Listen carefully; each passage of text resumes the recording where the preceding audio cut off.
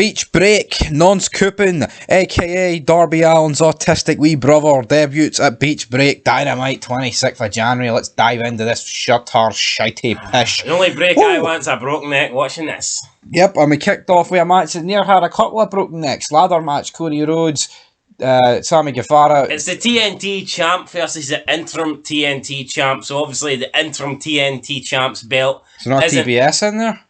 Nope. No, fair enough. There's a TBS. The women's champion's the TBS. That's the TNT. But why is it TNT if they're on TBS? Well, they're hardly going to fucking change the name of the belt, are they? Well, they should. So they've got a belt called TNT, but they're no longer on TNT? That's fucking stupid. Well, Thingy's on TNT, isn't it? What, Rampage? Yes. That none of these pricks are ever on? Anyway, guys, we have a ladder match here. We have a couple of good spots that all should have ended the match, shouldn't they? Right, TNT. This is TNT champ versus the interim TNT champ. Why are both belts hanging from the ladder when the interim TNT championship doesn't mean shit? Can you explain to me why there's an interim and what happened? I don't get it, but when Razor... Because Cody Rhodes took 2 weeks off with COVID or some shit, I don't know. Why didn't they just strip him? Fuck knows. Or just not defend it for 2 weeks? When Razor Ramon and Shawn Michaels faced off, was there not one IC belt? Aye. Because you're competing for one belt. When you have 2 belts hanging, it makes it feel as if, oh, you win, you're still 2 belts. It's not... It's the same belt. All this is like the most Poundland version of Cena Punk, but at least that was justified because, well, the whole storyline was he was gone. Listen, if Sammy Guevara's the interim champion, and he's getting the shot against Cody Rhodes because Cody Rhodes is the actual champion. Sammy Guevara's belt should be gone. It should be chucked in the bin. He should have had. It should be Cody's belt that's hanging. He should have had to give up his belt just to get this match. Yeah, because essentially the interim champion's belt isn't really a belt. It just means this is your ticket. This is your number one. That to me shows how shit this company. They actually created an interim belt because Cody was off for 10 days with COVID. What? That's the most stupidest fucking thing I've ever heard in my life. Absolute shite. We have a pish senton bomb through a table where it just looked garbage. We have Double A looking on like he shot himself. Wishing he was back in the fucking 90s and he's stuck in the 2020s. Double A never took any of these bumps in the 90s, that's for sure. Nope. But he really would have had a sore fucking back. Sammy Guevara, halfway through the match, hits a cutter off one ladder onto Cody Rhodes, who was hanging from the other ladder down to the mat, right? Cool spot, but why is that not the finish? Because everything else after that wasn't as good. And the finish was shit. Then Cody Rhodes gets straight after, there's a crossroads. And again, why is that not the finish? And eventually the finish comes with both men on top of the ladder. He hits him with the belt. That's it. And that's it. This wasn't like the Jericho Michaels one. Tug of War. Where you fought Jericho Michaels a bit to win. Then Jericho, you know what I mean? This was just hits him with the belt, he falls off, and Thing wins. It was the ending was really shite. They do these mad moves and they're just not important. They should be important. Those moves should matter. He's never killed himself to death. But it's now you could say, well, why didn't Undertaker throw in Mankind after the Hell in a Cell finish the match? It was supposed to finish the fucking match, but obviously Mick Foley's a mad bastard, and he decided that the fans paid their money and they deserved 10 minutes more. But you know what I mean? Come on, that cutter should have finished it. Sammy Guevara wins. He's the new champ. It was a fun ladder match. You know what I mean? It was good. Should have been the main event. It wasn't. Don't know why. Cody Rhodes thinks, all belts are the same, but we can't be in the main event slot because I'm not Triple H. Cody Rhodes can't compete for the world title. He's no longer the TNT champ. What's he doing here? Del Fuego came out, guys, in this match. Some wee guy that looks like Rey Mysterio, but just not as good as Rey Mysterio. Nowhere fucking near as good as Rey Mysterio. He's fucking not as good as Dominic. He's pish. I don't know if I go that far like Dominic. It's pretty bad. But yeah, Sammy Guevara is the new champion. And the show goes downhill for here, guys. So pick your poison. Which segment? He's waiting for wanting to rape Sasha Banks, but he's definitely raped the belt here off Cody Rhodes. Damn. We moved on to the next match. It was the Inner Circle. I didn't even know this faction was still going. Why is everybody in a faction here? Where's Swagger? Probably who's the other guy in it? Strike Force. What was Guevara? Sammy Guevara. Was he in it? Oh, fuck, I don't know. It doesn't look in it. What the name of Jericho?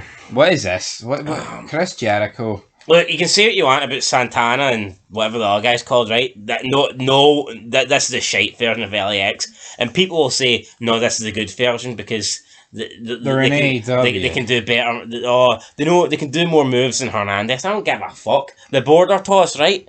The border fucking toss, big dude. I mean, LAX just worked. You had your big dude with the little dude, and the little dude's hitting this mad move that's breaking people's necks. The Gringo killer. You know what I mean? The white boy killer of the white boys. But nah, some fucking two lawnmowers with a bit of face paint on. I mean, what are they going with here? It's Specs wearing face paint. It's like fucking hell. Why is everybody trying to look like Sting? It's gimmick infringement. You got these two guys, you got fucking Darby Allin, you got this new fucking loser who debuted tonight, Danhausen. We're supposed to mark out, oh, this guy's money, this guy's a star. And about 10 people from Ring of Honor know who he is. I mean, Jesus fucking Christ, this could literally be anybody, right? You go into the pound shop, you buy the Halloween face makeup, and literally anybody can be this guy. A bit of white face paint, some black around the eyes, and that's fucking it. Danhausen, you can be Danhausen, I can be Danhausen. That prick that comments in our comments every single video saying we're shite, even that bastard. Oh, he can't be, he doesn't leave his house. But if he did leave the basement, he could be Danhausen, right? Anybody could be Danhausen. He could dragged out the basement with a chair today. This guy, right, we'll talk more about his debut tonight, but the fact that later on this vid, but the fact that people are saying this guy's money, I mean, Jesus fucking, I mean, if it was this easy to make money, then I'd be lying under my bed right now with white face paint on, and I'd get Gaming Jesus to drag me out, and I'd be worth money. But no, it makes sense you drag me out. You're pretty heavy, like. Well, that's true, but this guy's pish, right? Anyway, Jericho versus the two shite LAX members. Well, teaming up to take on three guys. No idea who they were. I think Danny Garcia, some guy. They say Danny Garcia's the future. It's just a guy in trunks. I mean, that's all he is. A skinny guy in trunks. The Inner Circle didn't want the LAX Poundland version. Didn't want to tag in Jericho. They refused to tag in Jericho. At the end, Jericho goes to help them with a spinning Judas effect. Completely right, misses no, gets me right. He's Chris Jericho, right? Kingston doesn't want his help. His own team don't. Why is he? Jericho does not need the Inner Circle. He should just like wash his hands and go straight to the main event. I know. But no, he's sticking around a bunch of bums.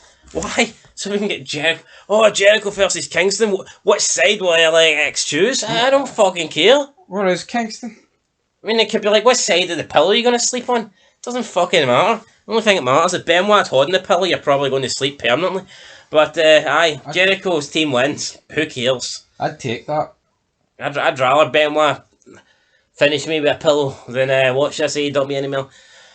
Up next with another promo between Punk and MJF. I mean, the first promo was good, even though I think MJF smoked him.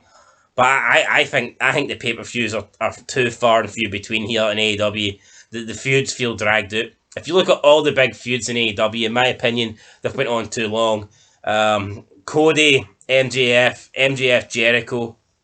At the start, you had Cody's faction and you had the Inner Circle. Can't remember what Cody's faction was called.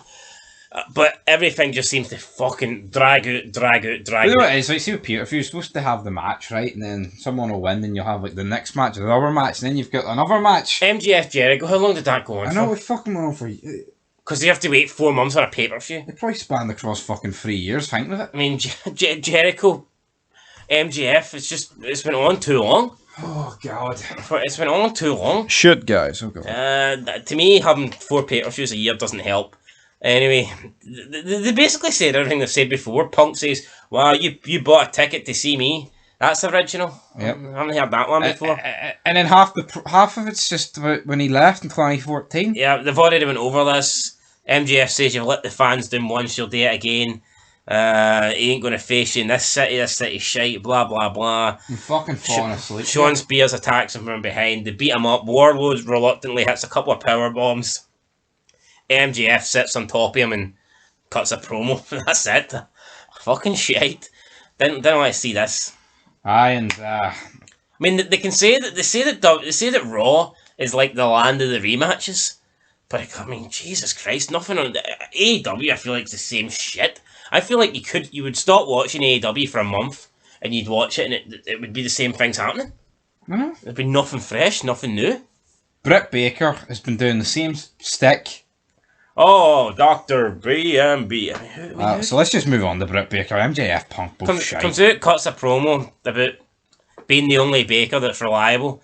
Alright, I get that, right? Baker Mayfield, he took a couple of sacks, but let's be real, he's still in the AFC Championship game, right? If he wins that, he's going to the Super Bowl.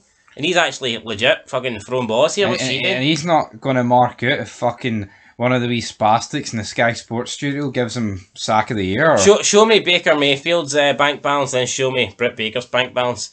She has all these awards in the ring, and they're for Dave Meltzer. They mean absolutely nothing. They mean as much as Fog Wrestling's awards that we didn't even finish. So, you know. But we will finish. We will finish. They'll be coming soon. But I mean, it could have been us. It could have been Wrestling Jesus. It could have been. It could have the Brad Rules. Could have been anybody. I mean, fucking Vince Russo could have come on and says, "Bro, I'm gonna give Women's Wrestler of the Year to Britt Baker, bro." And that that doesn't mean shit. It's Meltzer. Hey, it gets me, guys. It's not an award. It's Meltzer's opinion. She says this. She says this roster sucked before she was champ. So she's champ because the roster sucks. Essentially. And then, but the roster's suddenly good because you're champ? No, it would just mean the champion's good, but the roster's pish. But I would kind of agree with her that the roster is pish and that she is probably the best woman there. But you can't have it both ways. Yeah, so... I mean, who knows? Who fucking knows? But this was awful. It's the same shit. And then you've got Shivani sitting in the corner marking out with this stupid bitch. Fuck off. No wonder Adam Cole doesn't like him. He is awful. He's stalking Britt Baker at this stage, I think.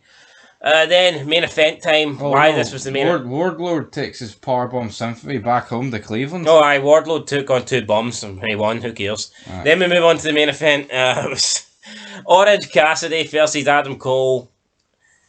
Lights out match. And I felt like turning the lights out and just dropping my head onto the pillow here. Cassidy ends up winning the match. But at one stage, both men fall through the fucking ring or something. They did the fake punch pish. And yeah, the fake punch thing. And Cassidy, in the end, he lands on top, so he gets a win. But it's like, it's a clean win, but it's a fluke win. So Adam Cole loses his first match in AEW. Why would you have him lose to Orange Cassidy? An absolute jobber. A guy going nowhere. And then during the match, there was one stage where Adam Cole... He looks underneath the ring, he tries to pull out a chair, and there's some guy dressed in black with face paint on, hanging onto the chair. He gets pulled out, he does a finger poke of doom or something, he points his finger at Adam Cole just looks at him. Cassidy comes over, hits Adam Cole, and then this guy just walks off to the back. And while he's walking off to the back, some fan tried to pat him, and he shot himself. He flinched like he was Seth Rollins. He was a domestic abuse victim, and, you know... Like he was a fucking stray cat and somebody who tried to... fucking scratch him. Like he cooked a bad dinner and he thought he was about to get the smackdown laid on him. It was But awful. Right, what megastar debutes by getting dragged out from underneath the ring because he's holding on to a chair? This is like a Hornswoggle fucking debut. Hornswoggle's debut was better. Fuck. I know he does the at least he was with Finley. He does the pishest pose of all time. The camera doesn't pan on him again until he gets scared by a fan, and that's it. Yeah, but do you not agree that like anybody backstage in AEW, this could be someone we know. This could be someone already on the roster and they pretend it's a new person. I know. This could be legit someone who's just dressed up in black and put a bit of white face paint on. The title for this clip is Danhausen is all elite. Watch his very nice, very evil debut. What was evil about it?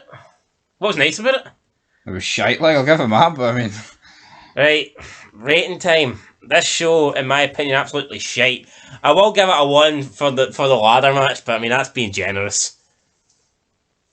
Alright, the ladder match was alright, but I mean, the rest of the show was absolutely awful, so where do you draw the line? I'm giving it a 1. I think it's lucky to get a 1. I didn't mind the ladder match, but the rest of the show is... I think I'll give it a 0, because the ladder match is good, but the fact there's 2 belts is a fucking mess. Well, is he going to carry about 2 belts? Is he going to carry about the interim one? Are they going to unify them? Don't know. Don't care. Can't wait to Rampage. Whoa. Nah, I mean, for me, this week's all about the Royal Rumble. Who cares what AEW's doing, right? The Rumble. Ronda's coming back. Brock's going to win. Bobby Lashley's getting his belt back. We have real fucking stars. Undertaker could make an appearance. Real UFC stars. We don't fucking know. I mean, Swagger thinks he's the man, but Bobby Lashley would kill him. Kind of burying Punk, like, and you've just jumped on the Swagger. I mean, they're both pish. Swagger. I think Swagger would beat Punk, like... Obviously. Yeah, fuck, I'd beat Punk for fuck's sake. Who wouldn't beat Punk? I straight up reckon Jericho would beat Punk. Regardless of what fucking Punk... Sting would beat Punk. Fucking Arn Anderson would beat Punk. Danhausen. Fucking, what's his name, the guy? Brody Lee would fucking beat Punk. -1 would beat Punk. That's what I think that's what the show deserves, -1. Fuck But it. we'll get 0.5. That's it. Your 1, my 0 combined. Averages at 0.5. We can do maths. And that's it. 15 minutes of the boring vacuum cleaners with bored you out of your skin for 15 minutes. But if you probably watched this just so you can put in a wee dodgy comment at the bottom, because your life must be great. If we're so shite and you can dedicate so many hours and minutes of our vids, then that's Of course he would comment in the Billy Ray vid saying, "Oh, Billy Ray, he's such a prick." Bully Ray's the fucking man. Well, Hashtag Bully Life Matters. Till next time. peace.